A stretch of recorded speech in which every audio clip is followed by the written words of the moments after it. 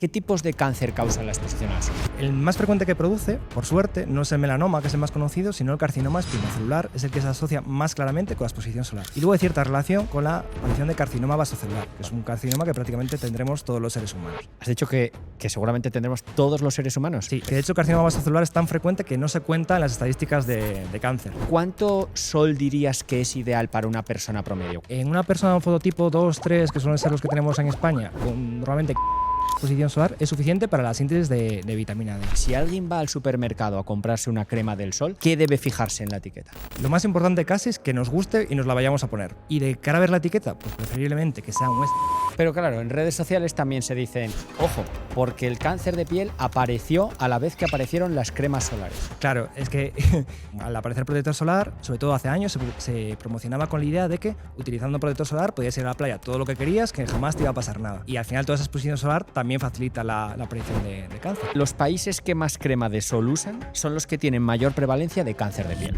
Esto es verdad en parte, pero tiene su explicación. La gente que no se expone al sol es la que más cáncer de piel sufre.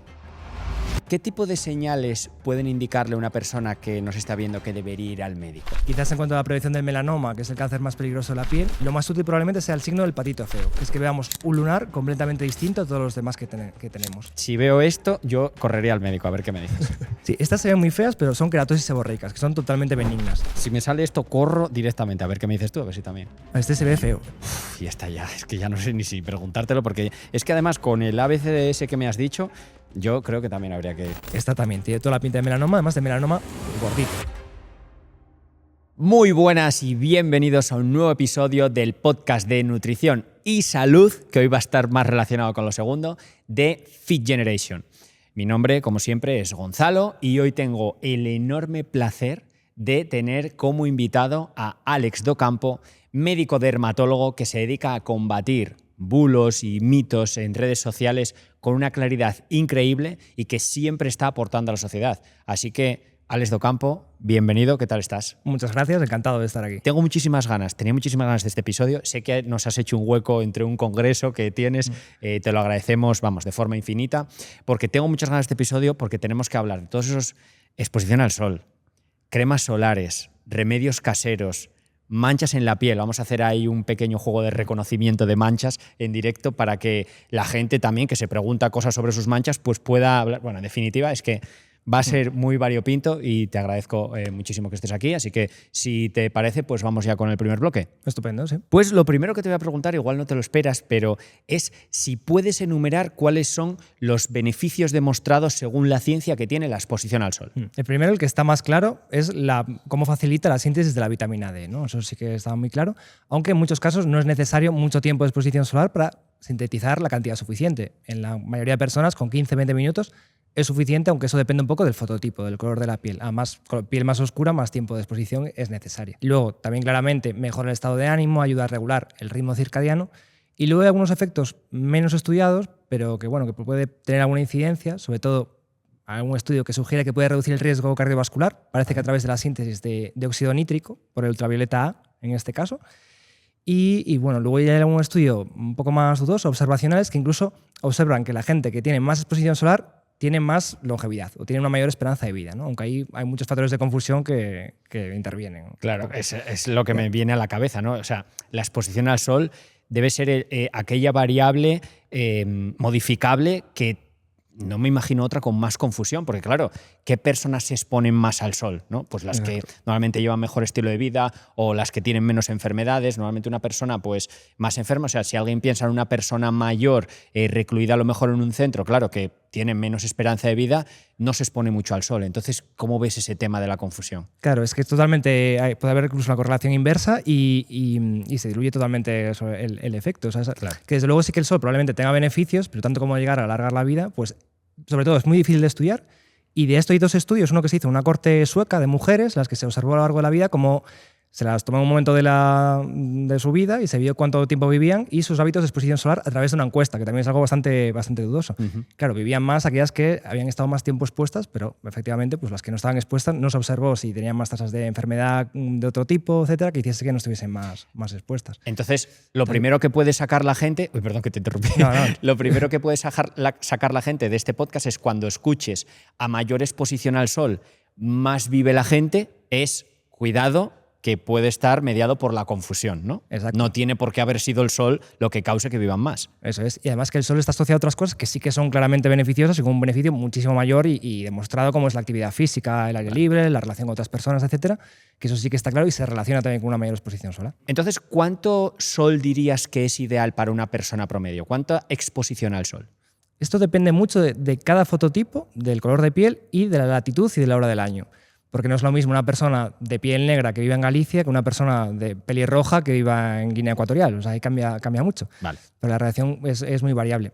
En una persona de un fototipo 2, 3, que suelen ser los que tenemos en España, con normalmente 15-20 minutos de exposición solar, es suficiente para la síntesis de vitamina D. Si queremos hilar más fino, lo ideal es ver una de estas aplicaciones que nos indican el índice ultravioleta que hay cada día en ese momento, ¿no? El índice ultravioleta va de 0 a más de 11, y cuando es 3 o menos, en principio podemos estar expuestos un tiempo moderado sin protección solar. Y en función de la radiación ultravioleta que haya en ese momento, podemos estar más o menos tiempo expuestos o necesitamos más o menos tiempo de exposición para sintetizar la vitamina D suficiente. Entonces, si queremos hilar más fino e individualizarlo, lo ideal es con nuestro fototipo y sabiendo la radiación ultravioleta de ese momento, ver cuánto tiempo debemos estar al aire libre. Vale, entonces, venga, te voy a proponer así. Imagínate que nos está viendo alguien de tez blanca, pálida, que está en Galicia, por ejemplo. Sí.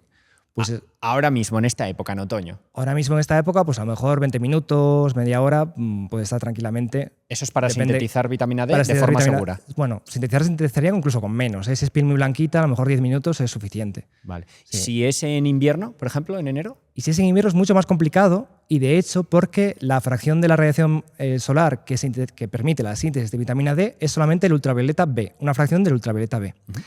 Y en invierno hay menos cantidad de ultravioleta B con respecto al ultravioleta A, sobre todo a primera hora y última hora del día. Entonces, si nos exponemos a primera y última hora del día, sobre todo en invierno, hay muy poca cantidad de ultravioleta B como para llegar a sintetizar la suficiente vitamina D, sobre todo si tenemos una piel oscura, con lo cual hay que estar bastante tiempo expuestos. Vale. Con lo cual, en invierno, hombre, si no es un momento de mucho sol, pues podemos estar expuestos más tiempo. A veces hay gente que necesita pues eso, media hora, una hora, tiempos más prolongados. Vale, es que precisamente hablabas del índice ultravioleta y Brian Johnson, que es el multimillonario este que quiere alargar su vida al máximo, bueno, que de hecho está como reduciendo su edad biológica, ¿no? Precisamente comentaba en un vídeo eso, que con un índice de ultravioleta menor de 3 se puede exponer una persona al sol, por ejemplo, por la mañana y por la noche de forma segura, que es cuando dice que suele haber ese índice de ultravioleta, pero sin embargo que a partir de 4 ya no. ¿Sería correcto esto? Bueno, son unas recomendaciones bastante razonables. De hecho, algunas de las guías de fotoprotección más razonables, que son las de Australia, porque otras son mucho más conservadoras, las europeas y las americanas dicen que hay que usar protector solar siempre, todos los días, en todos los casos. Esas dicen que fototipos 2, 3, 4, lo ideal es eso. Si la radiación solar en ese momento es de 3 o menos, poder exponerse sin protección solar. Y es verdad que eso se da a primeras y últimas horas del día.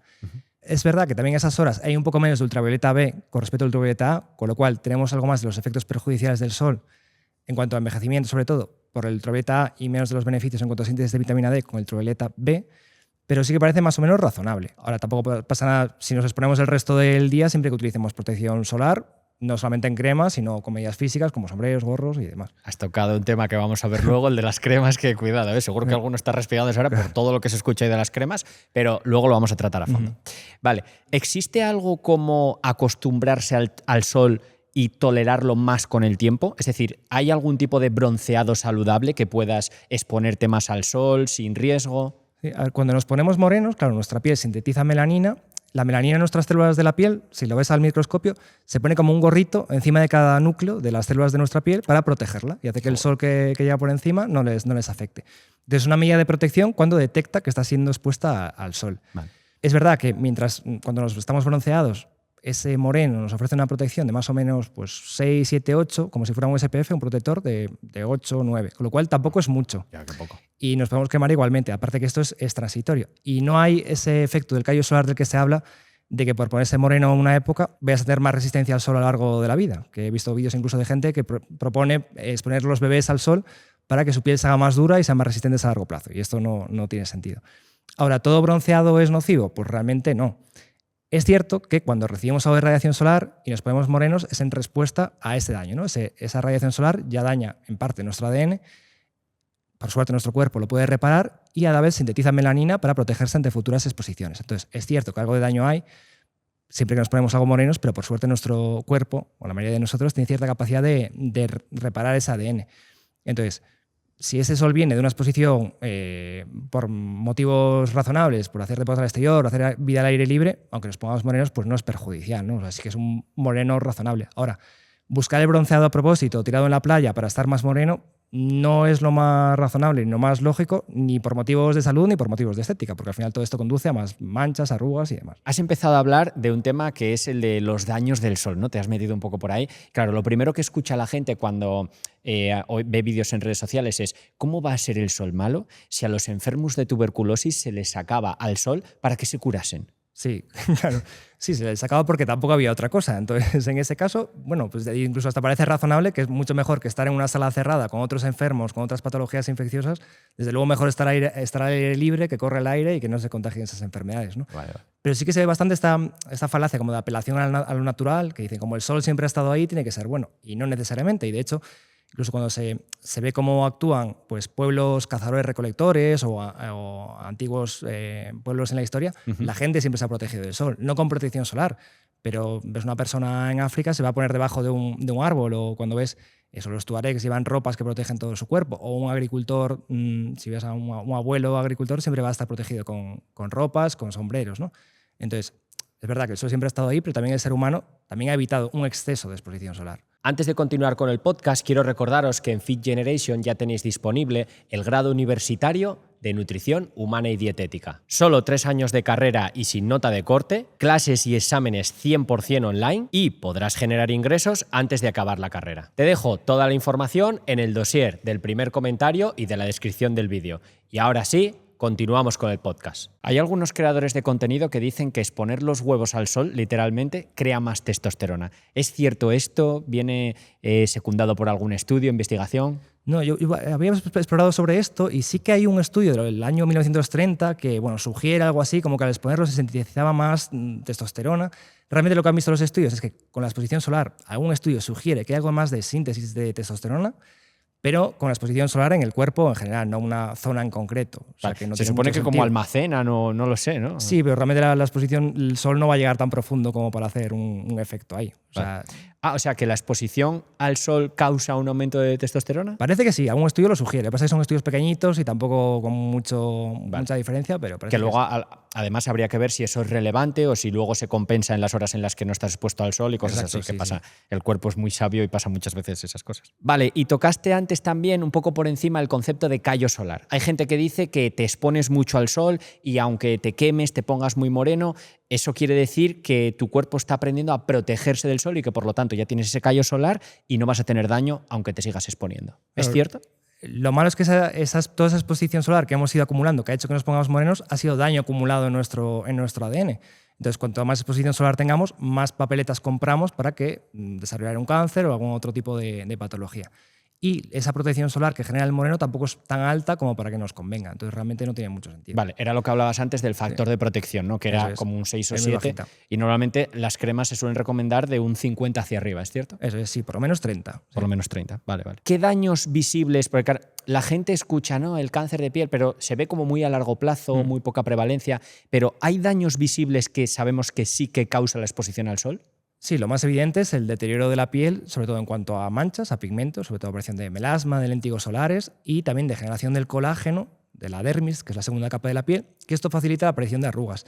Y esto se ve muy claro, por ejemplo, en personas que han trabajado en el campo, se ve que el cuerpo lo tiene más o menos protegido porque han utilizado ropa y la zona del cuello, en cambio, se ve con muchas manchas, con arruguitas finas, que son típicas de esa exposición solar excesiva.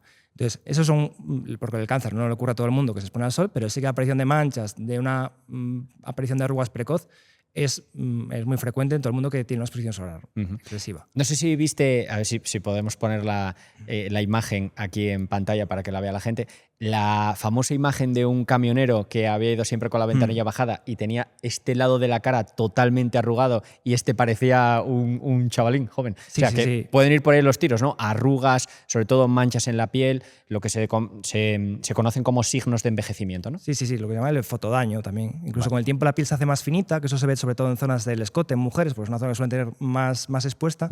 La piel se hace más fina y se transparentan más las venas que hay debajo. Entonces se ve ese aspecto con manchas y con venitas dilatadas, que es debido a esa exposición solar crónica, no muy excesiva, pero crónica a lo largo de toda la vida. Qué curioso. ¿Qué tipos de cáncer causa la exposición al sol? Pues el más frecuente que produce, por suerte, no es el melanoma, que es el más conocido, sino el carcinoma espinocelular, es el que se asocia más claramente con la exposición solar. Sobre todo con una exposición solar crónica, es decir, típica de marineros, de agricultores, de gente que ha estado toda la vida al sol, quizás sin quemarse nunca, pero han recibido mucha radiación solar. Porque este es un tipo de cáncer que acumula muchas mutaciones. O sea, el sol va dañando poco a poco el ADN, va dañando, hasta que en un momento sale el carcinoma. El melanoma, aunque es mucho más peligroso, porque es bastante mortal, por suerte es mucho menos frecuente y se asocia sobre todo, la mayoría de ellos, con exposiciones solares intermitentes, sobre todo con quemaduras y sobre todo con quemaduras en la infancia. Hay un tipo de melanomas que sí que se relaciona con exposición solar crónica, pero la mayoría de ellos son con quemaduras y por eso no aparece tanto en agricultores, marineros, sino sobre todo en personas pues, que trabajan a lo mejor en oficina o en interiores, pero que en verano van a torrarse al sol y se queman. Es típico eso de los ingleses que vienen a veranear a Alicante y se queman. Y eso sí que se asocia mucho con la aparición de melanoma. Vale. Y luego hay cierta relación con la aparición de carcinoma vasocelular, que es otro tipo de carcinoma, por suerte, mucho más benigno, el más benigno de los tres, pero que es el más frecuente de todos, que es un carcinoma que prácticamente tendremos todos los seres humanos. Y también tiene cierta relación con la exposición solar, aunque quizá un poco menos que los otros. Has dicho que seguramente tendremos todos los seres humanos. Sí. Pero ¿llegando a vivir mucho o es que convivimos con él muchos años? ¿Cómo es eso? Que de hecho el carcinoma vasocelular es tan frecuente que no se cuenta en las estadísticas de cáncer. De hecho, cuando se habla que el más frecuente es el cáncer de colon o el de pulmón, realmente es el carcinoma vasocelular en el ser humano. Anda. Lo que pasa es que no se contabiliza. Suelen ser como heriditas muy pequeñas que van creciendo muy despacio y que nunca cierran. Como crecen muy despacio y no da metástasis, prácticamente nadie se muere de eso. Pero es verdad que son muy frecuentes. Pero como son muy indolentes, crecen muy despacito, normalmente se pueden detectar a tiempo y extirpar. Y además suelen aparecer a edades bastante avanzadas, pasando los 60, 70 años. Vale. Bueno, hay cierta corriente en las redes sociales de pues influencers ketoancestrales que están ahora muy de moda, que dicen que lo que causa realmente las quemaduras es comer aceites vegetales y que si no comes aceites vegetales puedes exponerte al sol lo que quieras, que no hay quemaduras. De hecho, ahora se me está viniendo a la cabeza la imagen de una persona que estaba grabándose diciendo, con una evidente quemadura, pero que sería de grado 6 si existe, diciendo, como no tomo aceites no me quemo. ¿Es cierto eso? No, directamente no. O sea, es que me estoy acordando de la imagen. Era bastante gracioso. Sí, tiene esta teoría de que porque se oxida el omega 3 o no sé qué historia, pero realmente no tiene ningún sentido. O sea, más bien con el omega 6. Eso, el omega 6. Bueno, pues realmente la quemadura solar lo que ocurre es que hay un daño en el ADN, la célula ve que no lo puede reparar y para no causar más daño y no generar un cáncer, esa célula muere. Se produce una muerte, una sunburn cell, que se llama, que es una célula muerta y que se acaba descamando. Y es esa rojez, esa descamación que vemos, que son células que han muerto o el cuerpo ha destruido para que no generen más daño. Y eso es una quemadura. También hay una corriente que dice que los antioxidantes presentes en frutas y verduras protegen también del daño solar y las quemaduras. ¿Es cierto? Bueno, de esto hay algún estudio que sí que sugiere que pueden tener algún efecto en cuanto a reducir la dosis eritematógena mínima, es decir, la cantidad de sol que tenemos que recibir para quemarnos. Y algún pequeño estudio hay. Si bien es verdad que uno de los ensayos clínicos más grandes que se hicieron sobre fotoprotección también analizaba el efecto de los carotenoides, del betacaroteno, como suplemento para reducir el riesgo de cáncer a largo plazo.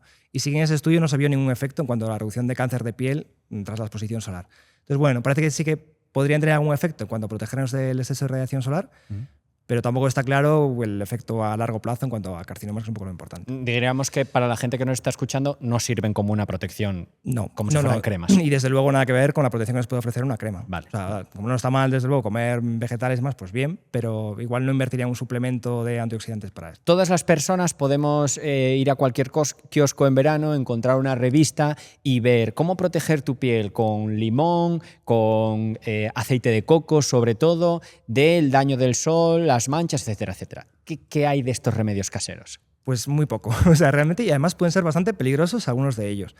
Primero, porque nos pueden ofrecer una falsa sensación de seguridad y no protegen del sol. O sea, y de hecho se ha estudiado en un estudio de fotobiología para ver qué protección solar ofrecían y es prácticamente nula. Y encima algunos de ellos, sobre todo el limón, pueden aumentar la fotosensibilidad de la piel. Es decir, pueden producir una condición que se llama fitofotodermatosis, que es al aplicarlo sobre la piel, se produce una quemadura antes de lo normal. Y esto lo vemos mucho a veces cuando se acerca el verano, cuando hay fiestas en la playa de personas que hacen mojitos, sobre todo con la lima. Se les cae un poco de lima por las manos y se producen unas auténticas quemaduras. Y es por ese efecto de fotosensibilidad que produce la lima, el limón, la higuera también. O sea que es el efecto contrario, entonces. Sí. Vale.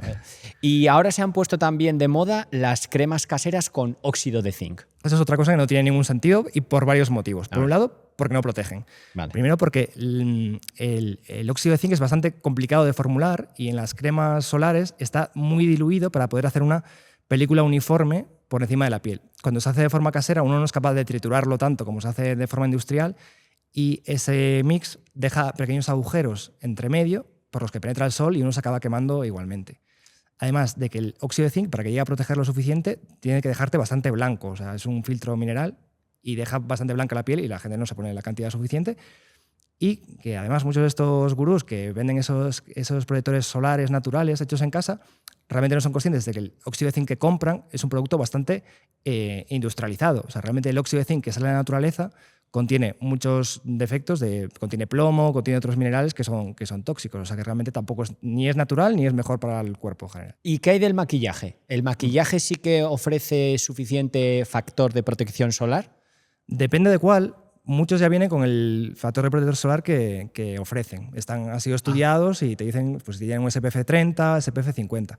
En general todos protegen un poco, porque el maquillaje, lo que da el color marroncito es óxido de hierro, son distintos tipos de óxido de hierro y con eso se consiguen los distintos colores.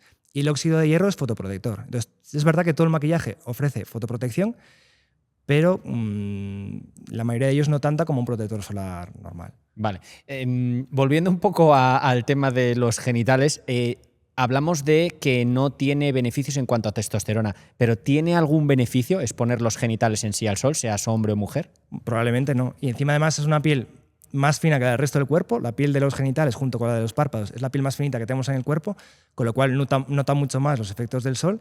Y además es una zona que no suele estar expuesta al sol habitualmente, con lo cual no tiene defensas y si de repente nos exponemos al sol en la playa, a esa zona, pues es mucho más fácil que se generen quemaduras. Creo recordar que en ese estudio que mencionabas no era sol, sino que era como una terapia de luz roja, bueno, ultravioleta, ¿no? ¿Hay alguna diferencia entre que sea sol directamente o ese tipo de aparatos? En cuanto a beneficios, ninguno. Es verdad que sí, que ahora se empieza a estudiar lo de la luz ultravioleta, infrarroja, que se usa también, y hay algún estudio en dermatología en cuanto al cierre de heridas, en cuanto a envejecimiento incluso, pero son estudios, la verdad, que muy iniciales y tampoco tienen muchísima evidencia. Entonces, hombre, entre estar al sol o estar en casa bajo la luz infrarroja, pues yo casi prefiero estar al sol al aire libre y hacer actividad física, por ejemplo, o otro tipo de cosas. Vale. Bueno, pues para terminar este fabuloso bloque, que joder, es que has respondido todo tan conciso y tan práctico que, bueno, te lo agradezco mucho. Sí que quisiera decirte algunos reclamos que podemos oír y que me des muy brevemente tu opinión de cada uno. Si quieres explicar, si es verdadero, falso, lo que sea, ¿vale? Bien. Los países que más crema de sol usan son los que tienen mayor prevalencia de cáncer de piel. Esto es verdad en parte, pero tiene su explicación. Y es que los países que más cáncer de piel presentan, que sobre todo Australia, se debe que allí vive una población muy blanquita, que son colonos, antiguos colonos de Reino Unido, que se fueron a vivir a Australia, que es una de las partes del mundo con más radiación solar. Entonces, estas personas sí utilizan más protección solar, pero también se exponen mucho más a sol, con lo cual es verdad que hay más tasa de cáncer de piel, pero debido a su tipo de piel y no a esa utilización de fotoprotector. Vale. Y también es verdad que a veces la fotoprotección se asocia con ir más a la playa, unas exposiciones solares más agresivas, y eso es lo que aumenta el riesgo de cáncer de piel y no la fotoprotección en sí. Ah, pero el melanoma sale en zonas que no están expuestas al sol. También sale en zonas que no están expuestas al sol porque el melanoma no es una enfermedad, sino muchas. Tenemos varios tipos de melanoma y la mayoría de melanomas sí que salen en zonas expuestas al sol, sobre todo en zonas de exposición solar intermitente, como pueden ser eso, la espalda, las piernas, que son zonas que se expone cuando uno va a la playa, se quema y ahí años después puede salir el melanoma. Pero es verdad que hay tipos de melanomas que no tienen nada que ver con el sol. Por ejemplo, el Bob Marley, cuando se murió de un melanoma que le salió en la uña del pie, que es claro, y es un tipo de melanoma que se llama melanoma lentiginoso sacral, que es típico de población de fototipos altos, de piel negra, y que no tiene ningún tipo de relación con el sol. De hecho, suele salir en los pies, en las uñas de los pies. Y ese sale por otros motivos. Pero que haya un porcentaje de melanomas que salgan en zonas que no tienen exposición solar y que no tienen relación con el sol, no invalida que sí que los haya, y bastantes, que sí que tienen relación con la exposición solar. Claro, nos quieren engañar porque la Organización Mundial de la Salud clasifica la radiación solar como cancerígena. ¿y cómo va a ser eso si el sol lleva ahí toda la vida, no? Claro, sí, pero muchas cosas están ahí toda la vida, el veneno de serpiente y no es benigno, o sea, realmente. De todas formas, como todo, esto depende un poco también de la dosis, o sea, cierta radiación solar, según nuestro fototipo, no es dañina. E incluso en población de piel negra no está demostrado que la radiación solar produzca cáncer de piel. Vale. Que eso también es importante. O sea, y entonces se podría llegar a estar tan moreno a través de la exposición al sol, porque ahí hablamos un poco de callo solar, pero natural, ¿no? O sea, podríamos llegar a estar tan morenos que ya no, pero claro, es a través del daño, ¿no? Es que eso realmente es muy interesante porque, de hecho, los estudios se hicieron clasifican a los pacientes en función de son de raza percibida por ellos, si se consideran blancos, caucásicos, o hispanos o negros. Vale. Entonces, y es distinto del fototipo. Y en los pacientes que no son caucásicos, según ellos reportaron, no se encontró este aumento de riesgo de cáncer de piel por la exposición solar. Entonces, realmente un paciente, incluso asiáticos, un paciente asiático de Corea o un hispano no tiene la piel tan oscura, realmente no es un fototipo tan oscuro.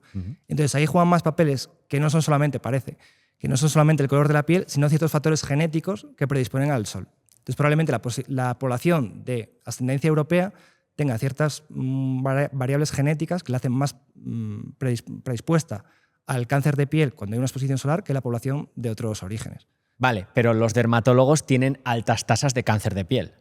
Yo esto no lo he visto, o sea, esto no lo he encontrado. No he visto en algún sitio, pero... Yo he encontrado el reclamo, ¿Sí? pero no lo sé, sí. Yo sí que he visto que nos dicen alguna vez de un estudio en Corea de que dermatólogos coreanos tienen la vitamina D por los suelos. Que eso puede ser y me lo creo, porque además en Corea hay una cultura de tener la piel muy, muy blanquita y precisamente si eres dermatólogo pues quieres dar ejemplo, entonces entiendo que se han protegido muchísimo del sol y tengan la vitamina D por los suelos. Lo del cáncer de piel en dermatólogos no lo he visto. O sea, no lo he visto. Vale. La gente que no se expone al sol es la que más cáncer de piel sufre. Bueno, la gente sobre todo que tiene exposiciones solares intermitentes. Eso sí, que es la gente que trabaja como al aire libre constantemente, pues eso, agricultores, marineros, tiene otro tipo de cánceres de piel, espinocelulares o vasocelulares. La gente que se expone menos al sol de forma global, pero tiene exposiciones intermitentes, es la que padece más melanoma. Entonces, a nivel global, de todos los cánceres, incluyendo cáncer espinocelular, cáncer vasocelular, a más exposición solar sí que hay más cáncer de piel, pero si contamos solamente el melanoma, es verdad que es más importante esa exposición intermitente y agresiva que la exposición solar crónica. Las cremas solares llevan petróleo. Pueden llevar algún derivado del petróleo, o sea, al final son de origen sintético, pero eso no quiere decir que sean malas. Hay que analizar cada componente por separado y ver qué efectos tienen en el ser humano. Bueno, y qué efectos tiene la propia crema, ¿no? en el ser humano. Los dermatólogos están comprados por la industria de cremas solares. Hombre, realmente puede haber algunos que sí, y de hecho a veces vemos mensajes, aunque no suele ser dermatólogos, sino más a veces de otros campos, diciendo que hay que utilizar protector solar todos los días, pero la mayoría del mensaje que damos los dermatólogos es evitar el exceso de sol, tener una relación saludable con el sol, pero la mayoría de nosotros que estamos en redes, por lo menos en España, no apoyamos que, por ejemplo, haya que usar protector solar todos los días, todas las personas, ni que haya que usarlo dentro de casa, ni esos mensajes tan extremistas, básicamente porque la ciencia no lo apoya. Sí que el protector solar es una ayuda para protegernos de ese exceso de sol, pero si realmente analizamos el mensaje que damos los dermatólogos en redes, no estamos apoyando usarlo todos los días a todas horas, la mayoría de nosotros. Vale. Lo que pasa es que decir ese mensaje de que los dermatólogos estamos vendidos a la industria, pues queda muy bien para vender tu alternativa natural o decir que todo lo que decimos no tiene sentido. Bueno, luego vamos con esto de las cremas, que es muy interesante, pero otra cosa que se escucha es, yo uso ropa y gorra, así que no necesito protector solar en crema. Sí.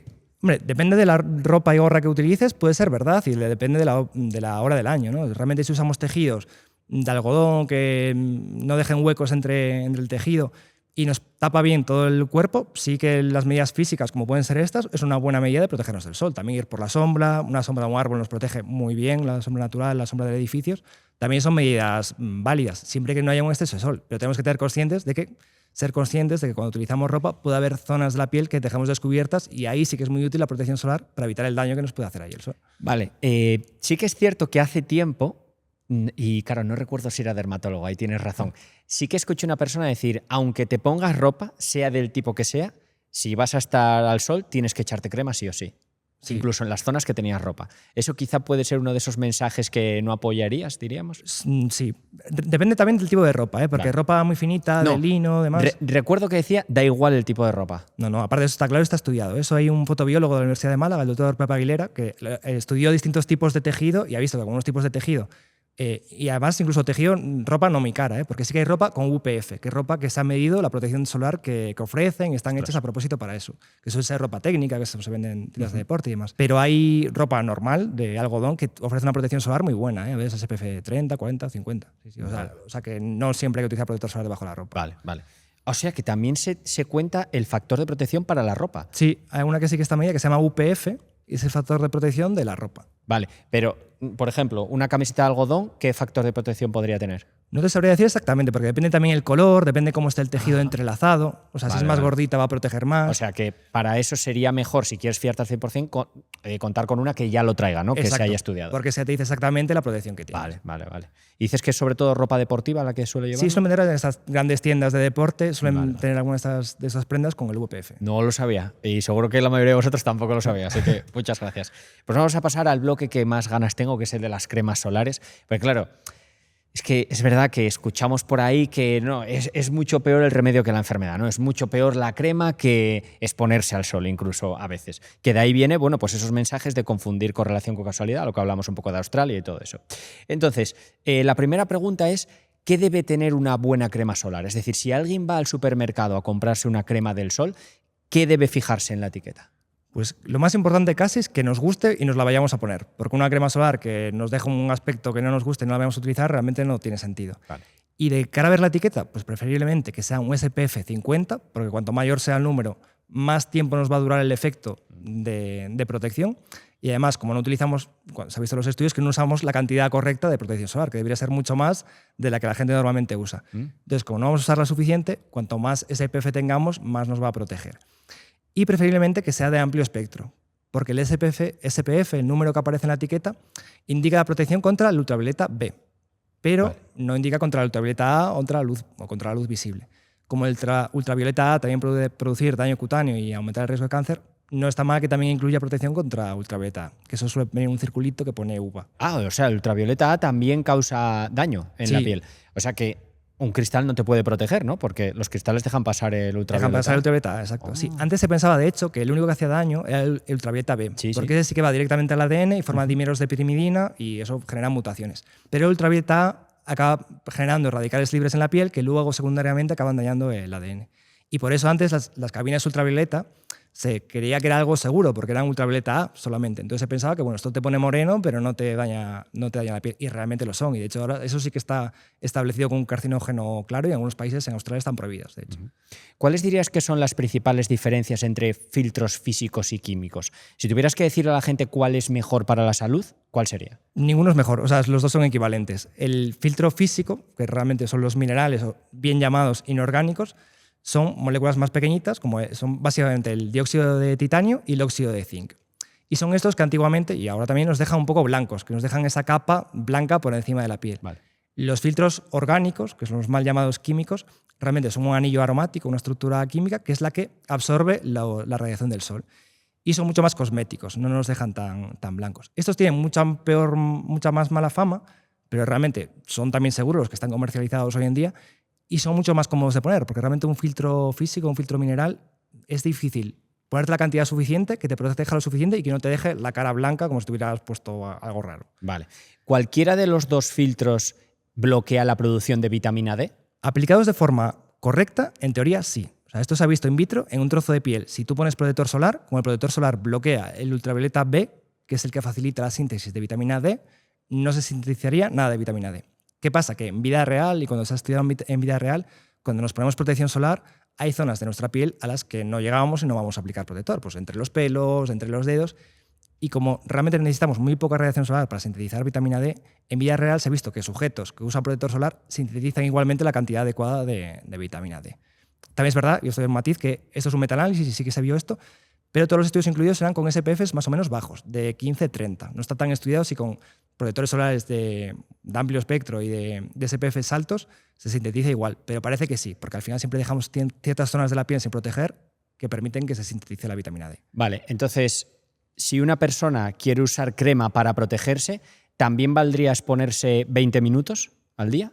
Depende, porque la cantidad de piel expuesta es menos y la síntesis de vitamina D es directamente proporcional a la cantidad de piel expuesta. Vale. Entonces, Ahí sigue estando un poco las recomendaciones de si el índice de ultravioleta es menos de 3, es ponerse sin crema 10-15 minutos y ya luego te pones el protector solar. Vale. O dejar ciertas zonas sin proteger, como pueden ser, que son un poquito menos peligrosas, como pueden ser los brazos, un ratito, mientras te proteges siempre la cara, que, bueno, a nivel tanto de envejecimiento de estética como si sale algún carcinoma es mucho más peligroso. ¿Es cierto que algunos ingredientes comunes pueden alterar nuestras hormonas? Lo que se suele decir de ¿hay cremas que son disruptoras endocrinas o que llevan componentes que son disruptores endocrinos? ¿A qué concentración? Te preguntaría, ¿no? Sé que dices siempre con lo de los alimentos, ¿comparado con qué? Si es beneficioso o no. Pues en este caso depende de a qué concentración, ¿no? Vale. Es verdad que algunos de estos componentes, cuando in vitro, se ha visto que sí que tienen capacidad disruptora endocrina. ¿Esto qué quiere decir? Que se pueden unir a ciertos receptores que tenemos en el cuerpo que generan función endocrina, ¿no? Que modifican ciertas hormonas, etc. Pero muchos de ellos se ha visto a concentraciones muy altas que no se llegan a conseguir en el cuerpo humano. De hecho, había un estudio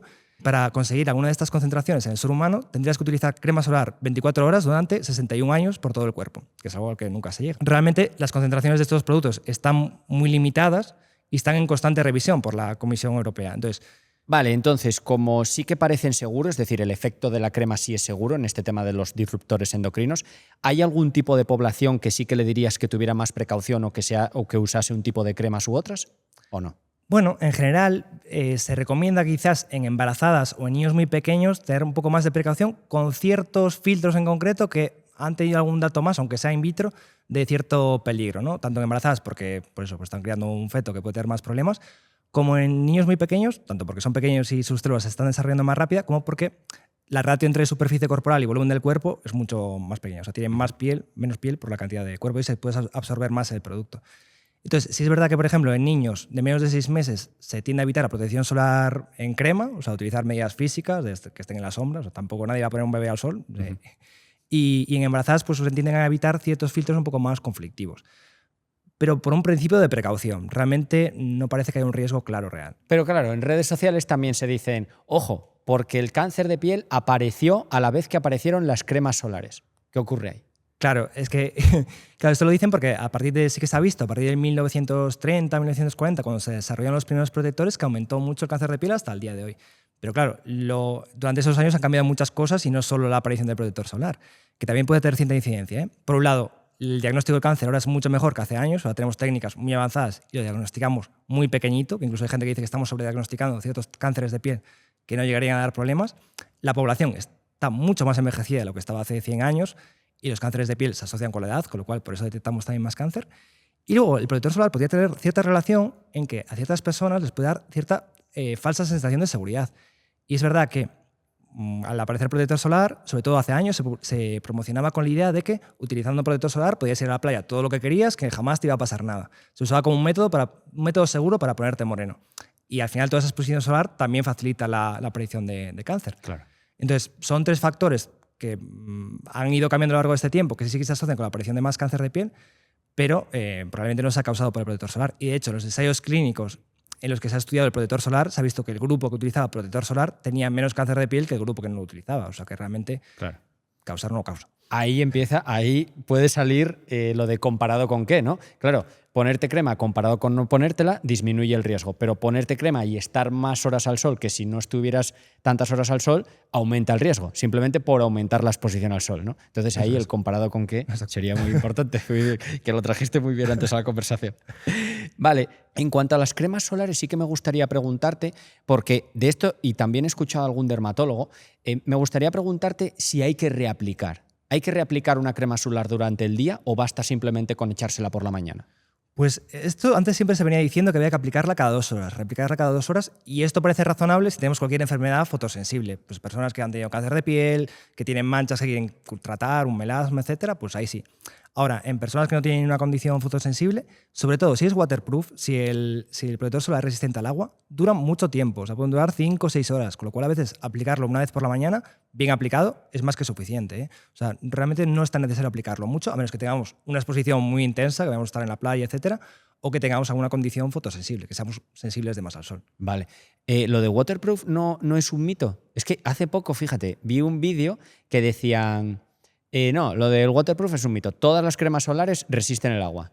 Bueno, no, realmente para ponerlo ese claim, para poner eso en el envase, tienen que pasar una prueba, hay que meter, no me acuerdo cómo era exactamente, pero tienes que meter a un tío en una bañera con el protector solar durante media hora, luego sacarlo, ver si se sigue protegiendo, volver a meterlo en la bañera. O sea, realmente se estudia para que poder ponerlo. Vale. Sí, sí. No lo sabía, pues mira, un mito cazado otra vez ahí. Vale. ¿Hay cremas solares que protegen bien sin tener ingredientes polémicos? Sí, y probablemente la mayoría. O sea, realmente ya digo, están muy reguladas y probablemente la mayoría de ellas protejan bien sin tener nada peligroso. Y además, cada vez, incluso la propia industria, cuando ven que hay ciertos ingredientes que empiezan a ser más peligrosos, que se están estudiando más, tienden a retirarlos. Creo que está pasando cada vez más. Vale, perfecto. Muy bien. ¿Sabrías de alguna o algún componente así, algún tipo que sea seguro? Sí, o sea, quizá el más polémico que ahora habría un poco que evitar, que todavía esté comercializado, es la oxibenzona, que es la benzofenona 3, que es la que tiene un poco más de riesgo, porque esa sí que se ha visto que tiene efectos disruptores endocrinos a concentraciones que se podrían alcanzar en humanos, y es de los que también se absorbe más a nivel cutáneo. Hay algunos que se quedan en la piel y no pasan nada a la sangre, y eso sí que pasa un poquito más a la sangre y en niveles que se acercan un poco a los que se ha visto efectos disruptores en animales. Entonces, quizás es el que habría que evitar. Ya se limitó, de hecho, por la Unión Europea se limitó su concentración al 2% hace unos años, probablemente lo acabe eliminando por completo, y la mayoría de productos ahora mismo ni siquiera lo tienen, ¿eh? O sea que realmente sería igual el único así a evitar. Vale, pues mira, ya que me has hablado de la oxibenzona, me apetece preguntarte por ciertos componentes que llevan las cremas para que puntúes rápidamente de 0 a 10 en función del beneficio-riesgo. ¿Qué quiere decir esto? Pues que tendrá mayor puntuación aquel que digas tú, oye, pues si una crema lleva esto, pues sí, mejor prioriza este tipo de cremas. Y si tiene menor puntuación, para que la gente lo entienda, pues será, no, mira, hay cosas mejores, ¿no? Hay puntuaciones mejores, ¿vale? Bien, pues el primero, oxibenzona. Mira, pues oxibenzona le damos un 2. Hay opciones mejores, sí. Vale. Octinoxato. El octinoxato también es de los que se están estudiando. Entonces, las concentraciones que tenemos ahora, que tampoco son muy altas, no habría mucho problema, pero de elegir, pues quizás hay otros filtros más relativamente seguros, entonces le pondría quizás un 4. Bueno, están suspensos de momento. Abomenzona. La abomenzona también, un problema que tiene es que con el tiempo podría dar, cuando el envase se deja mucho tiempo, sobre todo al sol, puede generar algo de benzofenona, que es la anterior, que da un poco más de problema. Aún así, parece que es poco la cantidad que se genera. También está siendo estudiado y se ha limitado su concentración en algún momento un poquito. Entonces, bueno, 4 o 5 le daría. Joder, no doy es que una. me estás poniendo los malos. Ya. Pues, a ver, el siguiente. Homosalato. El homosalato, de hecho, este ya se limitó al 0,5%, creo, y ahora se puede utilizar solamente como estabilizador de la fórmula, no como fotoprotector en sí. Tampoco es que tuviese mucho riesgo a concentraciones que se alcanzan en el ser humano, pero ya está limitado. Parabenos en general. Esto sí que hay que matizar un poco qué tipo de parabeno, pero los parabenos que están comercializados, un 10. O sea, los parabenos son súper seguros. ¿Qué pasa? Que hace años hubo un estudio lamentable, que encontró algo de parabenos en tejido de cáncer de mama, pero que encontró parabenos también en el instrumental de laboratorio que estaban utilizando. O sea, realmente el parabeno está en muchos sitios, pues está en productos de limpieza y demás, y parece que lo que apareció ahí fue una contaminación. Entonces, claro, y esto fue un problema porque además generó que la industria cosmética generase miedo a los parabenos para vender alternativas. Y esas alternativas utilizan otros conservantes distintos a los parabenos, que son súper seguros y son súper buen conservante, y empezó a utilizar el catón o metilisotiazolinona, que es un conservante que produce muchísimas dermatitis de contacto alérgicas. Y los dermatólogos nos hartamos de tratar dermatitis de contacto alérgicas debido a este otro conservante. Y claro, la industria sigue aprovechando ese miedo de la gente a los parabenos para seguir vendiendo otros productos. Y realmente son muy seguros. Es verdad que hay algunos parabenos, los de cadena larga, que se han limitado porque podrían tener cierto efecto problemático, pero los que están a la venta son de los conservantes más seguros que tenemos, pese a ese miedo que quiere generar la industria para vender otros productos. Fragancias artificiales. Si no somos alérgicos ni tenemos ninguna condición de la piel que nos pueda facilitar que seamos alérgicos, un 8, no son muy problemáticos. Es verdad que si, por ejemplo, tenemos una dermatitis atópica, nuestra piel es más sensible, la barrera cutánea es más frágil y es fácil que nos podamos hacer alérgicos a alguna de estas fragancias. No nos va a dar problemas a otro nivel, pero sí de alergias. Entonces, en esos casos sí que optaría por productos sin perfumes, sin fragancias. Óxido de zinc. El óxido de zinc es bastante seguro. Realmente es un protector mineral, o sea, orgánico, y no tiene mucho producto, o sea, que le daría un 9. Un 9, vale. Pero nunca casero, ¿no? Siempre... Sí. Dióxido de titanio. El dióxido de titanio también es un filtro inorgánico, pues un 8 o 9, tampoco es muy problemático. El único problema que tienen estos dos es que es difícil que apliquemos la cantidad suficiente como para que nos proteja, porque nos van a dejar blancos. Y realmente la gente que utiliza este tipo de filtros minerales utiliza mucha menos cantidad de la que necesitaría. Es el único problema que tienen los dos. Vale. ¿Me he dejado alguno al que le darías un 10?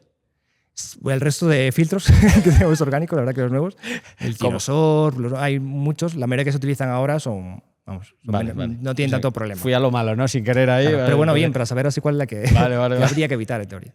Perfecto. Vale, pues ahora vamos a pasar al tercer bloque sobre hábitos que cuidan la piel, ¿vale? En primer lugar, para la gente que nos está viendo desde casa, si tú tuvieras que decirles, oye, tengo poco tiempo y tal, una rutina de 2 minutos para cuidar su piel, ¿cuál sería?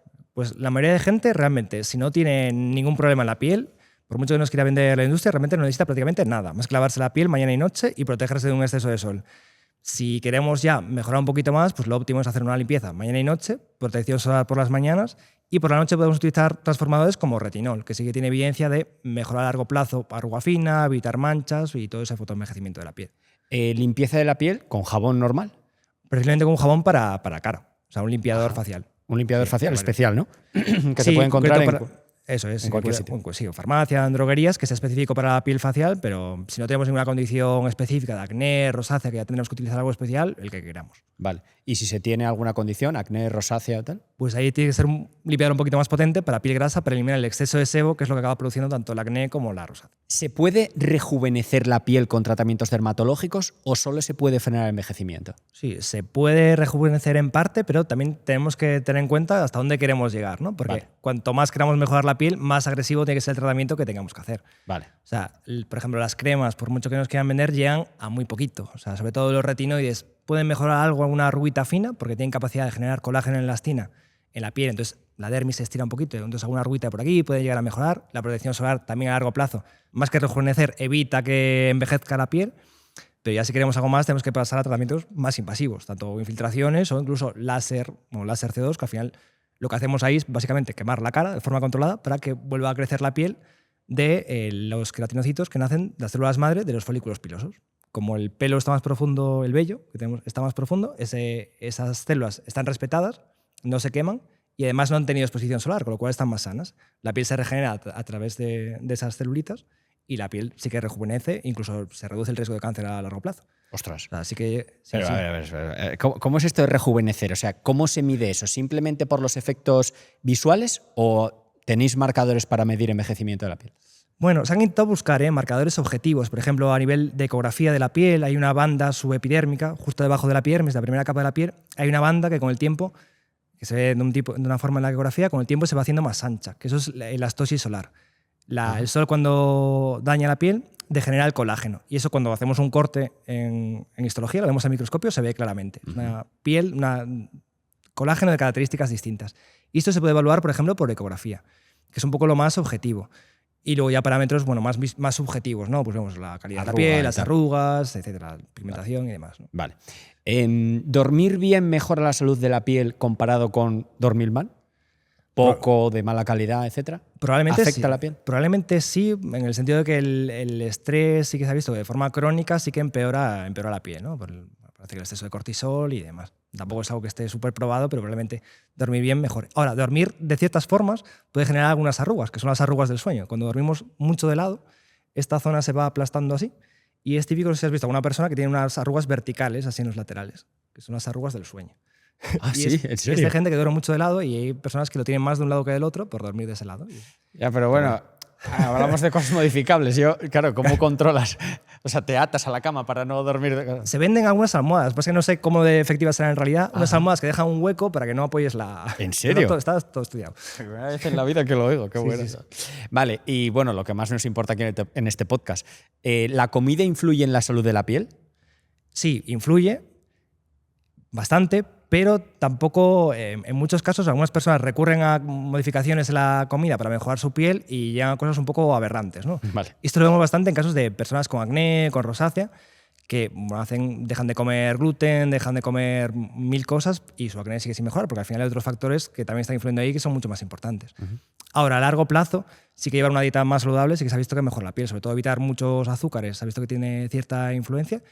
Y comer más frutas y verduras, sobre todo las que tienen más carotenoides, te da un poco más de mejor aspecto. Te deja un poco más naranjita también, es como un poco más de moreno y te ves un poco mejor. ¿Conoces los estudios estos de que preguntaban por qué pieles eran más atractivas? Y no eran las más morenas o las bronceadas, sino las que habían comido más betacarotenos, o sea, zanahorias, batata, o boniato, ¿no? Cosas de color de naranja, vegetales de hoja verde. Entonces, ¿dirías que sí que este tipo de alimentos ayudan realmente comparados con otros a la salud de la piel? Sí, probablemente te veas mejor y luego evitas otros que sí que son más perjudiciales. Sobre todo los azúcares sí que se ha visto más problema. Y en cuanto a acné, parece que la leche desnatada, sobre todo, es un poco, un poco más de influencia, y también las dietas con más índice glucémico, que es lo que se ha estudiado. ¿El chocolate causa acné? Hay un estudio que no causarlo seguro que no, pero que lo empeora. Sí que hay un estudio que sugiere que lo podría empeorar. Vale. O sea, una persona que tiene cierta tendencia a tener acné, si come chocolate, ¿qué pasaría? ¿Que le salen más espinillas? Lo que se ha visto en un estudio eran en personas, de hecho, eran personas con tendencia acnéica, a unos les dieron chocolate y a los otros no, y a los que le dieron chocolate sí que aumentó un poco más el número de lesiones. Aún así, en general, a mí me da un poco de miedo dar recomendaciones a gente con acné porque son gente que hace dietas muy restrictivas, porque el acné es algo muy molesto y empiezan a dejar cosas en general de su dieta y muchas veces sigue sin mejorar. Y hay gente que come horrible y no tiene ni un grano de acné, y hay gente que come perfecto y se está torturando, eliminando cosas de su dieta y sigue teniendo acné. Vale. Y diríamos que esa relación alimentación-piel podría estar mediada por el intestino, es decir, ¿hay relación intestino-piel? Parece que sí, y eso se está estudiando cada vez más, la influencia de la microbiota, y tanto a nivel intestinal como a nivel cutáneo. Lo que no está claro todavía es cómo podemos modificarla para mejorar la piel. Sí que se están estudiando algunos probióticos que podrían tener alguna influencia, pero todavía no tenemos ningún estudio claro. Vale. ¿Hay suplementos que ayudan a cuidar la piel? ¿Existe evidencia sobre suplementos que ayuden? Hay cierta evidencia, sobre todo sobre el colágeno. El colágeno oral parece que es lo que tiene un poco más de evidencia. De hecho, hay algún metaanálisis que sugiere su eficacia y hay bastantes estudios. Pero también hay otro metaanálisis más reciente que vio que todos esos estudios, la mayoría de ellos estaban financiados por la industria que genera colágeno. O sea, todos tenían conflictos de interés. Con lo cual, un poco dudoso. Yo, de momento, no me gastaría dinero en eso. En colágeno, ¿no? Sí que decían que en ese metaanálisis se decía que nunca se había demostrado que nada del colágeno que se comiese hubiera llegado a la piel, ¿no? No sé si utilizarían trazadores o algo así, ¿sabes? No lo sé. O sea, sí que veían resultados en cuanto a arrugas y tal, y muchos de ellos salían bien parados, pero todos ellos tenían también bastante conflicto de interés. O sea. Vale. ¿Qué tipo de señales pueden indicarle a una persona que nos está viendo que debería ir al médico en cuanto a la salud de la piel? ¿Manchas, rojeces, arrugas? Quizá lo que más me preocupa y que más vemos que llega tarde son ciertos tipos de carcinoma que se manifiestan como heridas que no cierran, que son los carcinomas vasocelulares. Vale. Entonces, cuando tengamos una herida, aunque suele ser en gente mayor, pero si ve a alguien que nos escucha y ve a su padre o a su abuelo, una herida que tiene en el mismo sitio desde hace 2 meses, no acaba de cerrar, eso no es una herida, probablemente sea un carcinoma y eso hay que atenderlo y extirparlo, ¿no? Vale. Y luego, de cada una persona, pues en general todo aquello que nos incomode. Pues eso, que tengamos una molestia en la piel, de rojeces, de una rosácea en la cara, acné. Y quizás en cuanto a la prevención del melanoma, que es el cáncer más peligroso de la piel, lo más útil probablemente sea el signo del patito feo, que es que veamos un lunar completamente distinto a todos los demás que tenemos. Si vemos un lunar distinto a los demás, probablemente ese lunar tenga ciertas condiciones que lo hagan especial y pueda ser un melanoma, y eso debería requerir atención dermatológica. Vale. ¿Eso se ve por la regularidad de alrededor, porque crece, por algo así en especial? ¿O? Hay unas reglas que se llaman la regla ABCD, que es una forma fácil también de ver si puede ser peligroso, ¿no? Que es A de asimetría, que tenga un lado distinto al otro, B de bordes, que tenga los bordes irregulares, C de color, que tenga 2, 3 o más colores, D de diámetro de más de 6 milímetros y E de evolución, que vaya cambiando a lo largo del tiempo. Eso, más la regla del patito feo, que es que sea distinto a los demás, que lo veamos a simple vista distinto a los demás, es los que nos debería orientar para preguntarle a un dermatólogo si hay algo malo ahí. Pues vaya joya esto de la ABCD. Menos mal que te pregunté la segunda pregunta, es que es buenísimo. Vale, te voy a proponer un pequeño juego, bueno, juego entre comillas, ¿no? Porque bueno, es algo serio, pero voy a enseñarte una serie de imágenes que verá la gente en pantalla y me vas a decir si esa persona debería ir ya al médico o no. Es algo que puede dejar pasar sin más, ¿vale? Venga, o bueno, a lo mejor dices tú que vaya al médico por el plano estético o que vaya al médico a mirarse, a hacerse pruebas. Bueno, eso ya lo que tú veas. Venga, pues vamos con la primera. Vale, primera imagen. Vale, eso son léntigos solares, que son manchas debidas a la radiación solar de toda la vida. No tienen importancia, se pueden quitar por estética, pero no son nada importante, aunque sí que son un marcador de exposición solar, de haber tenido daño solar a lo largo de la vida. Siguiente. Eso es lo mismo, es un léntigo solar y además vemos el resto de la piel como también está bastante dañada, con zonas más blanquitas, que son hipomelanosis gutata. Son ambos cosas benignas, pero marcadores de daño solar crónico. Vale. ¿Y esas otras marquitas? y por melanosis gutata, las blancas. ¿Y eso qué? Tampoco tiene importancia. Vale. Es lo mismo. Igual que hay unas zonas que los melanocitos se vuelven locos y producen melanina además, en otras se frenan y no producen melanina y dejan esas manchas blancas. Yo, si veo esto, yo correría al médico a ver qué me dices. Sí, estas se ven muy feas, pero son queratosis seborreicas, que son totalmente benignas. Y de hecho vemos que no cumplen el signo del patito feo porque son todas muy parecidas entre sí, o sea, son muy similares. Y estas tienen que ver más con el envejecimiento. A todos probablemente nos vayan apareciendo a lo largo de la vida, pues a partir de los 60, 70 años. No tiene ninguna importancia, pero si se quiere se pueden tratar por estética. ¿Se pueden tratar y extirpar? ¿O qué? Sí, sí, con varios métodos, con láser o con legrado se quitan y queda muy bien, es muy sencillo. Se ven como si estuvieran pegadas a la piel. Parece que no nacen de la piel, sino que están pegadas por encima. En Asturias hay una planta que se llama la cirigüeña, que los antiguos decían que de todos los males es dueña, que creo que se caen echándoles algo de esa planta, ¿puede ser? Sí, hombre, No sé. estos se caen, con que los irrites a veces se caen solos. Entonces Sí. cualquier cosa que los puede irritar puede llegar a caer. Que la cirigüeña no se debe tomar, que hay que tener cuidado. Pero sí que decían que echándosela en la piel o tal, no sé si ya me informaré. A ver, este sí que yo, vamos, si me sale esto, corro directamente. A ver qué me dices tú, a ver si también. Este se ve feo. Este sí que tiene las características que decimos de asimetría, o sea, no tiene los dos lados iguales, los bordes son irregulares, varios colores, lo cual nos puede indicar que sea un melanoma. Habría que verlo de cerca, pero así a simple vista lo que más parece es un melanoma y eso sí que hay que verlo pronto y extirparlo y analizarlo porque puede ser muy peligroso. Habría que ir corriendo al médico. Eso es. con esto. Uf, y está ya, es que ya no sé ni si preguntártelo, porque es que además con el ABCDS que me has dicho, yo creo que también habría que ir.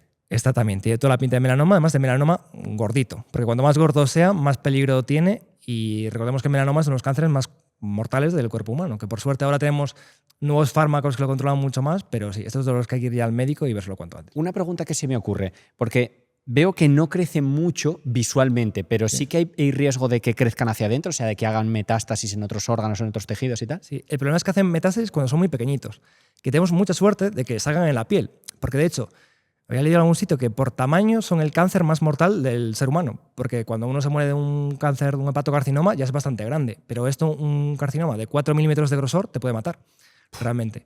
Porque crece muy poquito y ya a partir de 0,8 milímetros, 0,2 de 1 milímetro de profundidad pueden dar metástasis y eso es peligroso. Bueno, pueden dar metástasis desde que no son in situ.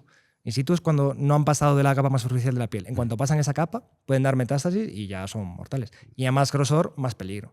Aunque por suerte, desde que hay nuevos fármacos, la supervivencia ha aumentado muchísimo. Muy bien, pues muchísimas gracias, porque sé que cuesta muchísimo mojarse cuando ves imágenes, porque a veces a alguien puede darle miedo y tal, pero bueno, sí que creo que es importante que la gente pues, pueda tener más o menos una orientación de estos problemas, que a veces no son problemas si nos comemos demasiado la cabeza, y otras veces pues no le damos importancia y sí que puede ser un problema. Así que muchísimas gracias por mojarte. Sí que me gustaría preguntarte qué avances recientes de dermatología te parecen más prometedores o revolucionarios.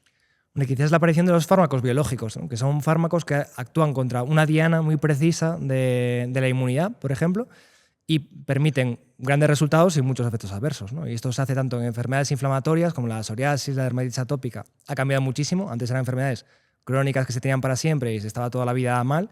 Y ahora, atacando una parte muy pequeñita de la inmunidad, se consiguen muy buenos resultados sin apenas efectos adversos. Parte mala que son carísimos.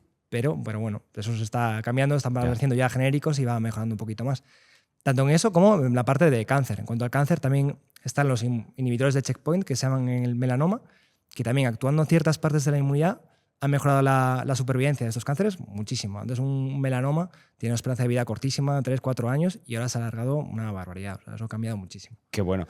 Se me ha ocurrido una pregunta sobre la marcha y es sobre si hay ciertas patologías de la piel que tienen cura o no tienen cura. Que también sobre esto hay bastantes mitos. Se habla de si están en remisión, si están curadas. Por ejemplo, el acné. ¿El acné tiene cura? ¿Se puede curar? Tiene control. Desde luego se puede controlar y estar sin lesiones y estar sano mucho tiempo. También es verdad que antes había la idea, cuando se utilizaban tratamientos muy agresivos, como igual te suena el Roacutan, este famoso, Sí. que se tomaba dosis muy altas, la gente lo pasaba fatal 8 meses y se pensaba que el acné no volvía a ser nunca más.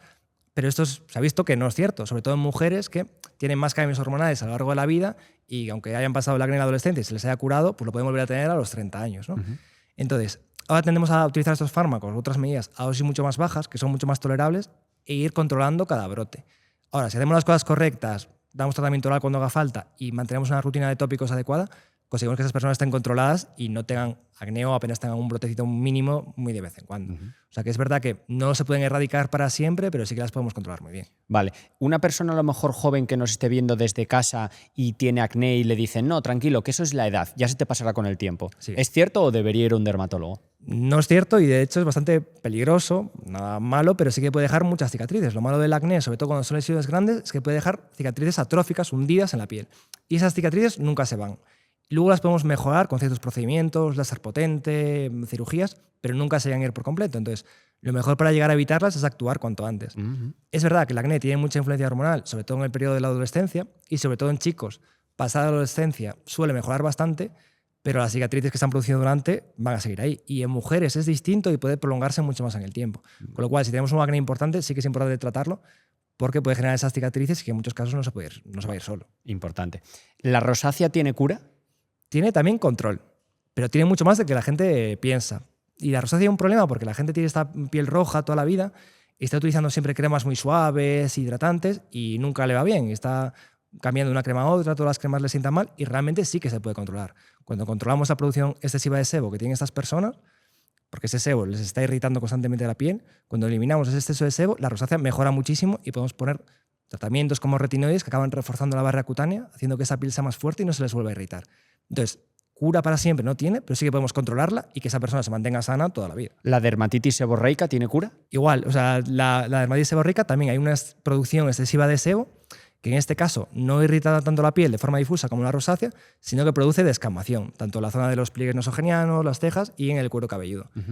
La controlamos reduciendo esa producción de sebo, a veces con medidas de tratamiento oral, a veces con tratamiento tópico, y luego con un mantenimiento correcto, la persona se puede mantener sin síntomas. Es verdad que algo hay que estar haciendo un poco toda la vida, pero se puede controlar y que uno esté sin ningún tipo de problema bien. ¿La dermatitis atópica tiene cura? Tampoco la dermatitis atópica tiene control, pero por suerte cada vez tenemos medidas mejores para controlarla. Tanto controlando la inflamación, porque es una piel excesivamente inflamada, como la barrera cutánea. Es una piel que, digamos, no se une bien entre sí, la barrera cutánea está alterada y se irrita con facilidad ante cualquier estímulo. No es una alergia, pero sí cualquier cosa, contacto con agua, con cualquier irritante, le irrita mucho más de lo normal. Entonces, mejorando esa barrera cutánea y reduciendo la inflamación, conseguimos resultados muy buenos a largo plazo y que la persona se encuentre sana toda la vida. Muy bien, perfecto. Pues, por último, he estado ahí buscando labores de investigación también por redes sociales, revistas y cosas así, hábitos que se recomiendan para envejecer, rejuvenecer la piel. Entonces, tú dime si estos hábitos que te voy a decir pues ayudan, no ayudan, si son irrelevantes o qué, según tu opinión como dermatólogo, ¿vale? Bien. Cruzar las piernas causa arrugas en la cara. O sea, no cruces las piernas para que no tener arrugas en la cara. Irrelevante. Irrelevante, directamente, ¿no? Vale. Sonreír demasiado envejece la piel. Técnicamente sí. O sea, realmente las arrugas del tercio superior, que son las de la frente, las patas de gallo y el entrecejo, están causadas por contracción muscular. Cuanto más contraemos esos músculos, más se van a marcar esas arrugas. Vale. Entonces es verdad que cuanto más sonriamos, más se van a marcar las arrugas del auricular, que son estas de las patas de gallo. Vale. Ahora, dejar de sonreír por eso tampoco tiene mucho sentido. Pero ¿recomendarías sí. dejar de sonreír? Nunca lo recomendaría. Vale. Duerme más de 8 horas. En principio es bueno. En principio viene bien. Pero del lado excepto, no. Excepto si duermes mucho del mismo lado. Vale, perfecto. No bebas con pajita. Eso podría tener cierto sentido. Es verdad que cuando fruncimos mucho el orbicular de los labios, se generan estas arrugas del labio superior. Ajá. Pero más que con las pajitas, sobre todo con fumar. En fumadoras se ven mucho. Tanto por el propio efecto del tabaco como el cerrar la boca y se generan más estas arrugas de la zona superior. Así que mejor no hacerlo. Vale. No lavarse nunca con agua caliente. Si no tenemos ninguna condición de la piel, tampoco es tan importante, pero sí que en pieles sensibles, con una dermatitis atópica o agua demasiado caliente puede dañar la barrera cutánea y degenerar a largo plazo. Vale. No te maquilles. Si no tenemos acné, una rosácea o algo muy sensible, el maquillaje no es perjudicial y al contrario, como tiene cierta protección solar, puede ser hasta beneficioso. No uses nunca el móvil cerca de la cara. Esto es irrelevante. Nunca comas azúcar.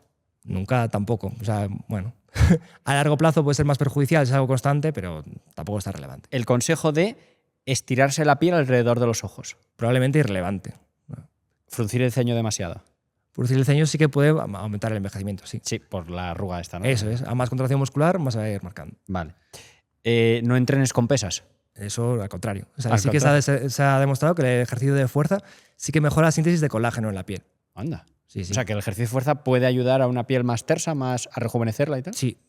Qué bueno. No sé si los efectos van a ser muy evidentes a corto plazo, pero sí que se ha visto que, y además por una vía, no por aumento de la circulación, que es lo que se dice mucho, que como esto aumenta la circulación, mejora la piel. No, hay muchas cosas que mejoran la circulación y no te mejoran la piel. Si te dan un sopapo, te mejora la circulación, te aumenta la circulación y no te mejora la piel. Vale. Pero ¿Recomendarías a la gente darse sopapos para...? En principio no. Vale. Luego ya cada uno. Pero sí que el ejercicio de fuerza genera ciertos cambios hormonales que aumentan la síntesis de colágeno. Vale. Y ahora, para la gente que le gusta correr, que le gusta el hábito de correr, no corras en interiores. No, correr es beneficioso también por otra vía distinta al ejercicio de fuerza, pero el ejercicio de resistencia también mejora la piel. Vale, pero lo de en interiores. Yo he visto por ahí que no es bueno correr en interiores para la piel. Sí, no, sí es bueno. Bueno, correr tiene una única cosa mala, y bueno, el ejercicio de resistencia sobre todo, que es que se pierden antes los compartimentos grasos profundos de la cara.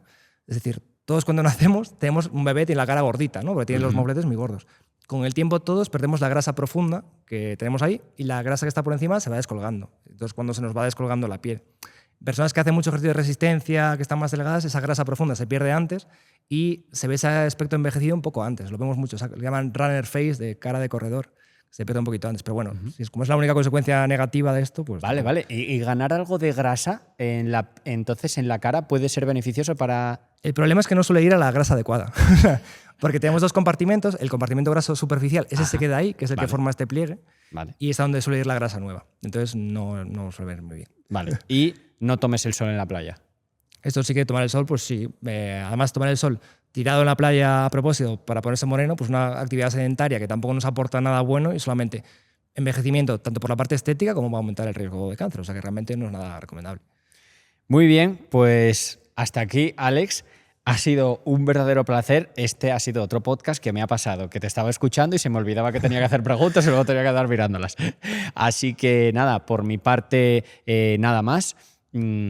Recordad que tenéis las redes sociales de Alex en la descripción y de verdad os recomiendo que vayáis a seguirle porque siempre está ayudando y siempre está aclarando mitos. Y no sé si te gustaría, ya sé que te pillo un poco de improviso, pero si te gustaría, bueno, pues dirigirte directamente a la gente que nos esté viendo y digas tú, pues mira, de este podcast o de esta charla o de mi profesión o de lo que sea, me gustaría que os quedaseis con una cosa, un mensaje. ¿Cuál sería? Sí, pues yo creo que nos podemos quedar con que la mayoría de cremas son seguras, probablemente están muy reguladas, pero también muchas de ellas son innecesarias. O sea que yo intentaría que no nos vendan cosas que no necesitamos, tanto la cosmética tradicional, las farmacéuticas tradicionales, como todos aquellos que nos quieren vender alternativas naturales porque son más seguras. Muy bien, pues hasta aquí con este recordatorio de la falacia de apelación a la naturaleza nos despedimos y nada más, nos vemos en el próximo episodio. Adiós.